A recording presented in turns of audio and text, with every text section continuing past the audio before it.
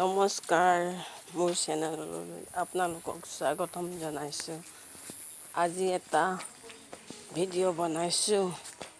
আপোনাৰ যদি তেজ কমিছে তেন্তে কি শাক খাব সেই গছজোপা আপোনাক দেখুৱাই দিওঁ। আৰু সেইটো ময়ো খাই আছোঁ। তেজ কমিলে এই শাকটো খালে, এইটো শাক দেখিছেনে? এইটো শাক সদায় খাই থাকিলে তেজটো বাঢ়িব।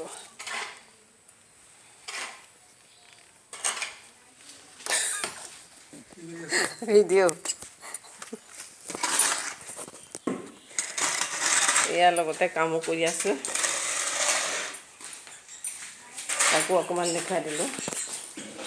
এয়া মিস্ত্ৰী লাগিলে জনাব। লাইফত নাই ভিডিঅ'।